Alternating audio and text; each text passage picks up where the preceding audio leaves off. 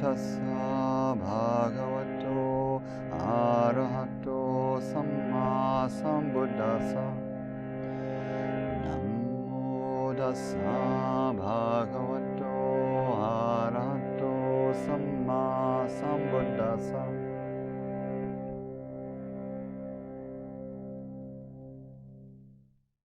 All right, so let's keep going with our vexing conversation about rebirth a little bit.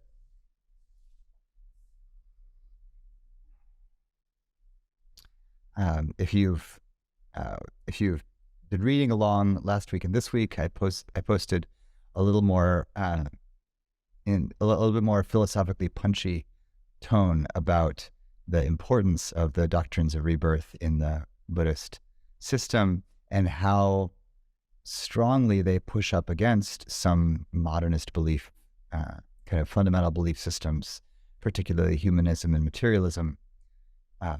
Humanism, which to the extent that it centers humans in the cosmos, tends then to decenter other beings. So it works a little bit against the teachings on interdependence and radical interconnectedness. But the worst offender, really, in terms of rebirth, is materialistic views that suggest that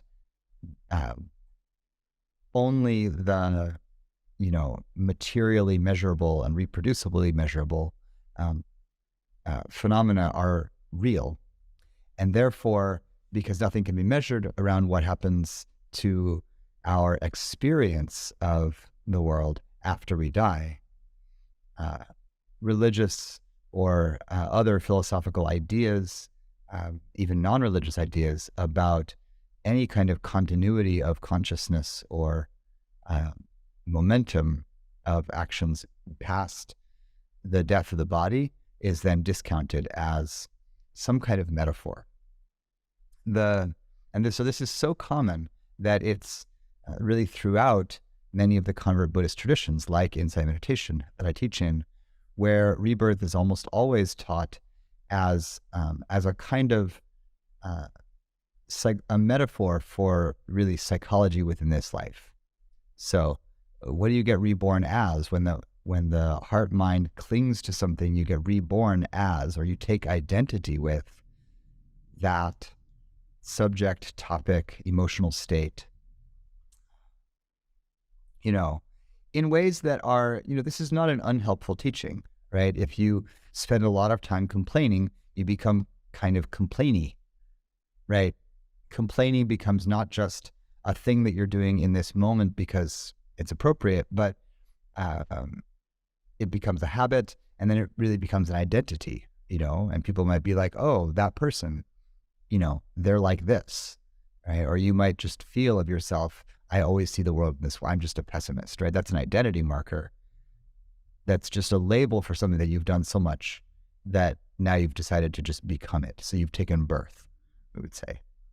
So that's a kind of psychological interpretation of rebirth. So that's useful as a teaching to a certain extent. It has some philosophical flaws that don't necessarily matter as much for us, but part of what we want rebirth as a metaphor, if it is a metaphor, to do for us is to teach us how to relate to action and its effects. In the classical Buddhist teachings, the thing that rebirth is doing in the doctrine is it's a way of talking about vast stretches of time. So the human life, not very long, right? 100 years, give or take a few, at most. It's clear that actions sometimes have an effect in the very near term, which in the Buddhist sense is like in this lifetime. That's the near term for Buddhist cosmology. So, you do something terrible and maybe you feel a lot of regret for it 80 years later on your deathbed, right? That would be like a near-term painful result of having broken a precept, say. But it's also clear that that some things that we do, both harmful and helpful, so good and evil, they don't actually bear palpable fruit for us in this one lifetime. So you might cheat and steal a lot of money, and you might get away with it. People do. And you might die rich. You might have lots of pleasurable experiences. Justice, the long arm of the law never reaches you. Justice is never, accomplished in the way that we sometimes think of it. And, the criminal dies, relatively unpunished. That happens. What do you do about that, right? Does that mean that the teaching on karma, that evil action always comes back to the one who does it? Is that wrong? Is that kind of what someone I was chatting with today about it called wishful thinking, a kind of retributional thinking. Oh, we just wish it were that way, but the universe is actually kind of random, or it just doesn't work like that. The Buddha says that it does work like that.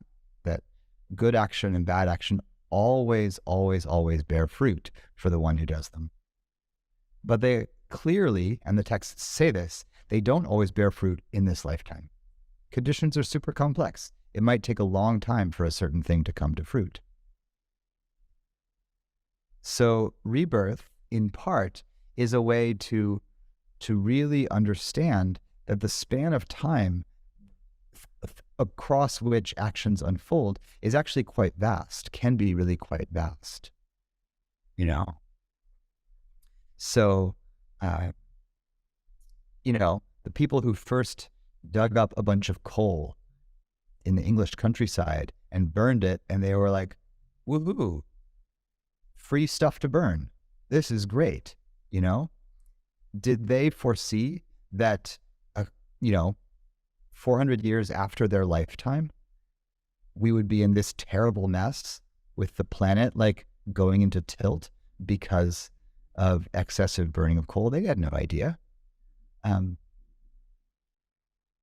But it takes long spans of time sometimes for actions to really start to bear fruit. And we don't even know what the fruit of that particular action is going to be over the long future. So rebirth is a way of saying that the things we're experiencing now may have been set in motion in the deep past. Therefore, we are connected to that deep past. And the things that we are doing now may set in motion events that won't really come to full flower into the deep future. And therefore, we are connected to that deep future.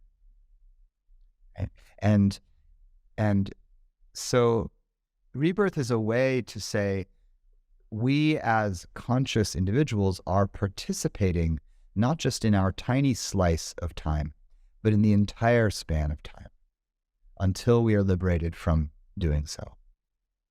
Until we see what it means to create new karma, either good or evil. And we decide consciously to be done doing that, in both kinds. And the line that has been running through my head all week as we've been kind of talking and thinking about this is a line from the texts that says, essentially, when you see this, when you see how you've been participating in the stream of unfolding cause and effect forever, right? In this cycle of never quite accomplishing the perfection of not causing harm, you become dispassionate. You get over it. You're like, oh, I don't want to participate in this game anymore. It's like you wake up in a gambling trance and you realize that even though you sometimes win, you often lose. And the whole thing is painful. Whether you're winning or losing, it's painful. You look around the casino and it's painful. And you say, oh, I'm not playing this game anymore. And so the line is, it is enough. It is enough to become dispassionate about all formations. Formations is kind of the cognitive assembly of emotional narrative that we build around experience. It's enough to become dispassionate with all formations, whether I'm winning or losing. So rebirth is a way of thinking about participating in a vast stretch of time. And the corollary to that is that it's a way of thinking about participating in a vast expanse of space, right? And the vast expanse of space is where interconnection, interdependence, interbeing lives, right? Because if we are continually reborn into different kinds of bodies, that means that all of the awarenesses that make up the world of aware beings are always kind of interchanging place, right? Reborn here, reborn there, reborn here, reborn there. One of the interesting pieces about the rebirth stories in the classical texts is that they're super relational. Like, it's not random. Whenever the Buddha tells a past life story, he says, oh, well, in this story, there was a wise goose and a grieving king and an evil minister and a kind wood seller. He tells the whole story. It's got a moral. It's like a folk tale with a moral. And then he says, well, in that story, monks and nuns, I was the wise goose. And, my student Ananda here was the kind woodcutter. And my other student Sariputta was the grieving king. And my evil cousin Devadatta was the evil minister. The evil people are always evil in the past. The good people are always good in the past, more or less.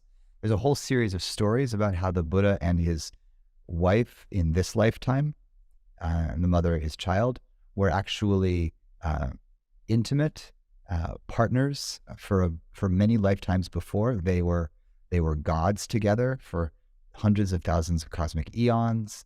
They were lovers in past lives. They were also other things to each other, other kinds of familial relations.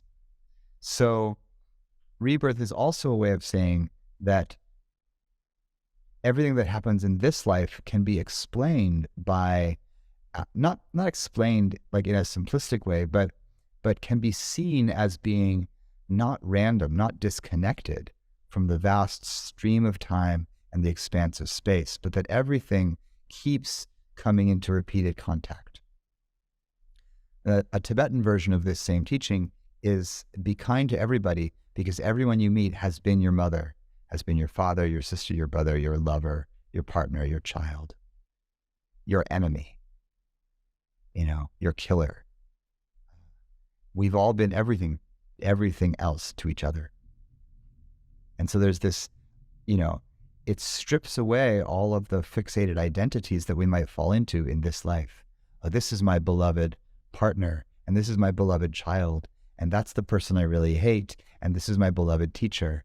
And, but in all these past lifetimes, it's like, oh, this one, my beloved lover, well, they were actually my child in a past life. And my child, oh, this was actually my grandfather in a past life. And this was my monastic brother, who knows, all the different variations.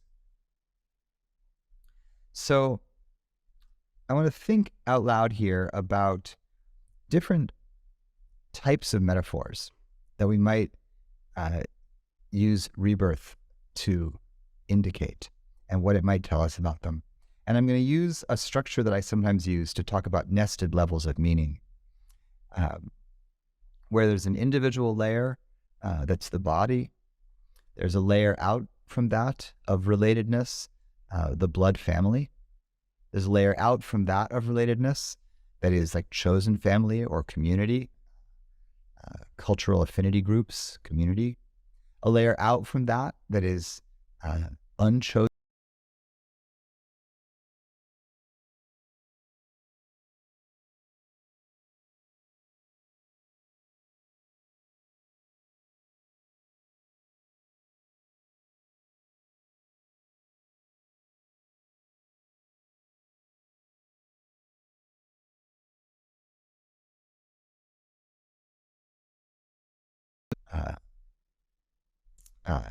image, or discourse would be the word. It's a description in language of a process that we could understand as being a bodily experience, right? That there's this body, and in a previous life there was a different body. There's a connection between those, not of a soul or an essence passing, that is me somehow passing from this body to the next, but more like a momentum or a progression of force passing from one to the next, like one billiard ball striking another. They're totally separate balls. They're not the same. They don't share an identity, but they share a directional momentum. One ball rolling has force going in a certain direction, and when it strikes the other ball, it transmits some of that force to that next ball, and that ball keeps going. So on the level of body, we can think of, a series of bodies. This, in a certain way, is the most literal of the ways we could understand the rebirth discourse. And it's the one that seems to inspire the most resistance in a lot of modern folks. I think that's partly because it's really confusing. Like, it's unclear what actually gets transmitted from one body to the next if there's not a soul or an essence. It's also confusing because it sounds similar to the Hindu idea of reincarnation that people are more familiar with, but it's actually kind of the opposite. In the Hindu idea, there's a soul called the Atman, the deep self or the essence, that remains eternally the same. So soul is a good word for it. But when one body wears out, it takes it off and puts on a new body like a change of clothes. That's the metaphor given in the Bhagavad Gita. So in the Hindu model, there's a soul that goes through different bodies. This is a little similar to the Christian reincarnation idea. Christians like reincarnation. They just only want you to do it once. There's a physical body, and then there's a spiritual body. So you take off the physical body and you put on the spiritual body, but there's an eternal soul. So it's similar to the Hindu version, except that it only happens once and in one direction, rather than lots of times round and round. Both of those are quite dissimilar from the Buddhist version that doesn't include the soul. The Buddha saw that it wasn't necessary to come up with that idea of there being an essence. Actually, if there was an essence, it would wreck the whole system. Because if you had an essence, it couldn't be enlightened. If your essence was already enlightened, then why practice? If your essence is already not enlightened, there's no way it can get enlightened, because the definition of an essence is that it doesn't change. So there can't be a part of you that's eternal and doesn't change, or else there would be no progress, there would be no path. So there can't be a soul. Something has to have continuity. And that continuity is continuity of force, or chi, or karma, which is force moving through time. So the bodily one is a little hard to hold. And so the individual psychology is kind of the next best for modern Buddhism. That's the common one, where the whole description of rebirth and suffering, rebirth based on suffering, rebirth into different realms, rebirth into different bodies, is all talked about. It's all ways to talk about how we move through different psycho-emotional states in the course of one lifetime. Right? And then they just avoid the question of what happens after one lifetime. So they avoid dealing with the vast expanse of time. They just deal with the expanse of time that is this one life, and then make everything work within that one life. If you want a beautiful and helpful and convincing to some argument in favor of this, you can go find Stephen Batchelor's argument. I linked to, last week under the post, I linked to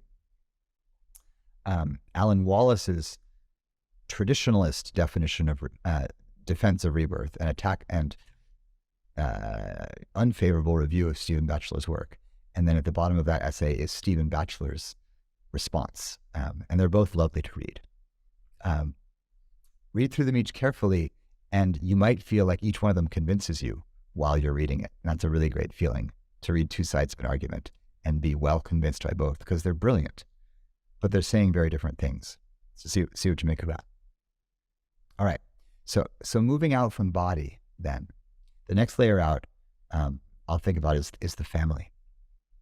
Is family a good layer in which to think about rebirth as a metaphor? In one way, it's a lovely way to use rebirth. I was thinking about this a lot as my kid was about to be born. And I was like, oh, rebirth is just a way of talking about ancestry.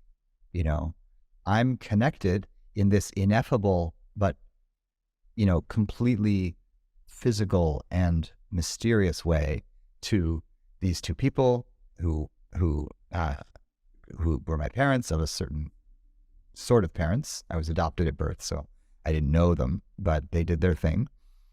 And they had parents, and they had parents, and they had parents all the way back.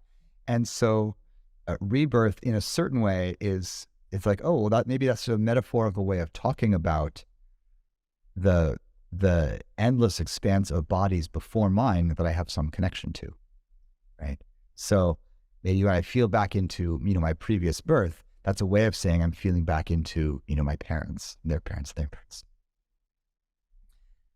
This can be a helpful metaphor. I don't think it's at all what the Buddha meant, but it can be helpful in the sense that, as you know, often quite isolated moderns, isolated from our ancestries, isolated from our heritages, isolated in a fractured post-colonial world where many heritages have been broken, wounded, harmed. It can be helpful to have any reminder that I'm connected to this stream of beings going back. And some of them were terrible humans, and some of them were wonderful, and that's okay. In aggregate, what they are is a stream of force passing through bodies, creating new bodies, and that just continues. And I've done that here. I've co-created a body, and, you know, just sat around watching, you know, a funny movie with him, and that's strange, right? Like, there's karma. I've done my work to continue, you know, the stream of rebirth. So we can think of rebirth as a metaphor for family ancestry. Again, in the modern psychologically oriented communities, this isn't really how it's used, but often family will be invoked, again, in a psychological way. So I'm carrying the wounds of my heritage, my ancestry. So here's where you'll hear about like epigenetic trauma, or, you know, generational trauma. Oh, I'm this kind of man because my dad was that kind of man, because my grandfather was that kind of man, because of the war, because of, you know, all the different things. Again, I think this is a really useful way to think about our connection to the deep past and what lines of force. Trauma is a line of force passed down through the long time to us. So it's useful, I think, to think about that. Maybe that's a layer in which the rebirth story can be brought into the conversation helpfully. Going a layer out from that, there's a community layer. The family layer isn't chosen, right? You didn't choose your family. Maybe you did. I don't know. Some theologies say that you did, but the Buddhist one does not say that you do. The early Buddhist one doesn't say that you do, but that karmic forces led you to them. So there's some force moving there. But a layer out from that is a layer where there is some choice.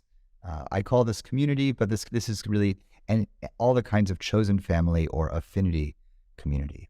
This is where a lot of our social identities take place, right? So, you know, based on some ways I like to express myself, sometimes I use the word queer to label myself, so I'll take that as an identity.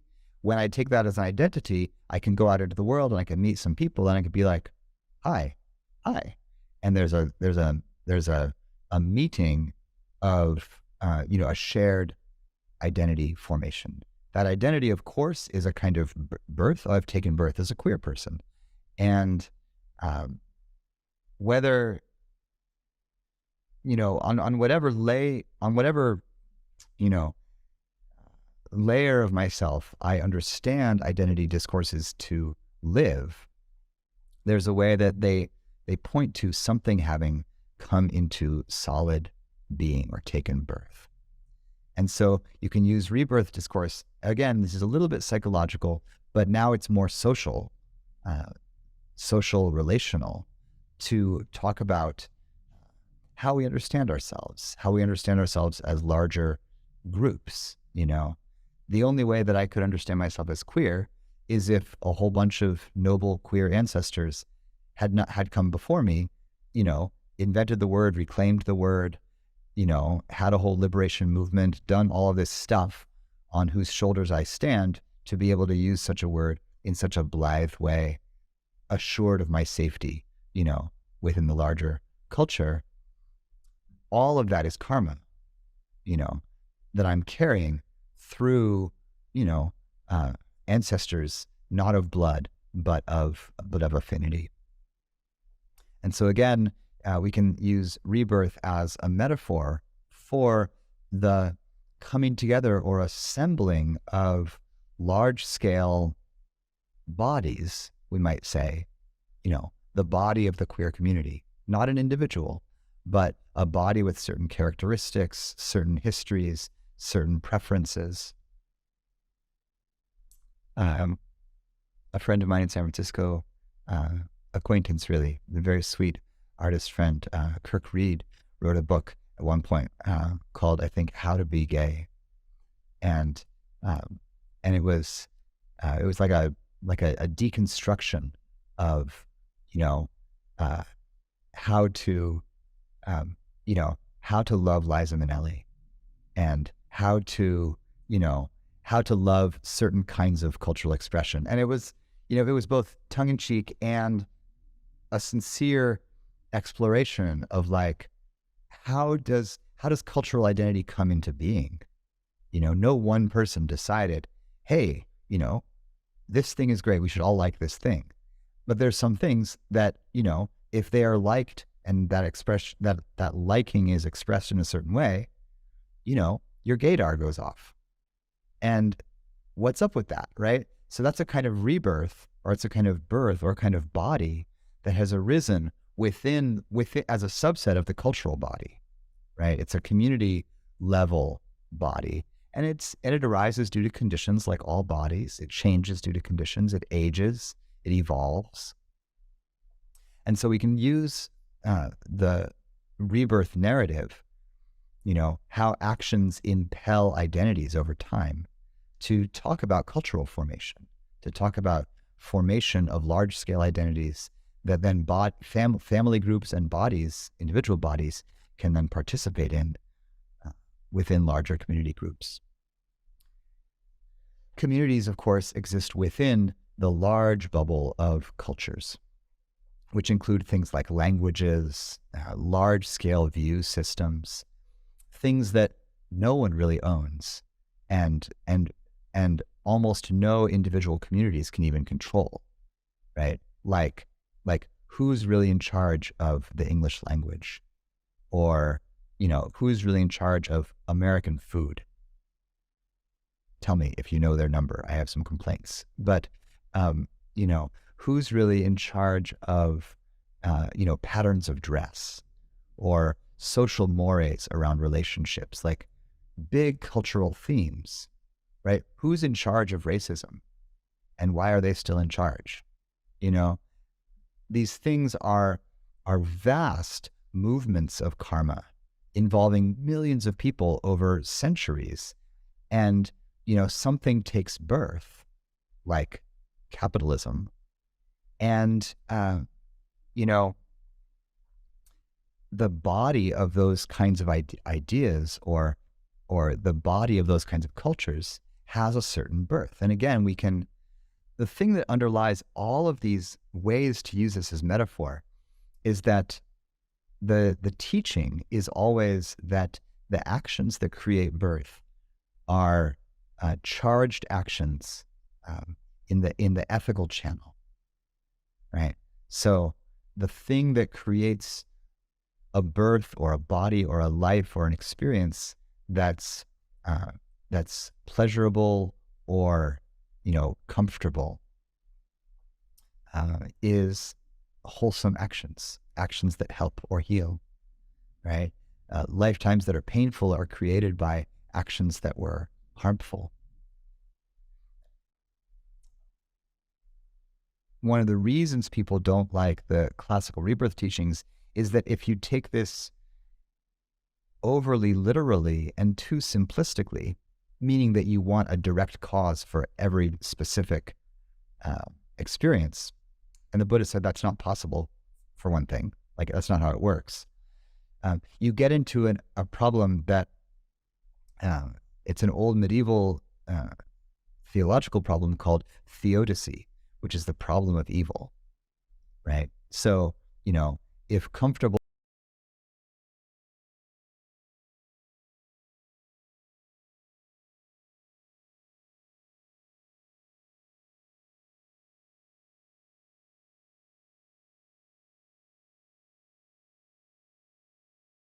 in a past life, at some point, he was probably really generous. He seems to have, his goodness seems to have fallen on hard times, perhaps, in this lifetime. And, he will get his. Like, that's how it works. And some people are like, yeah, but like, when?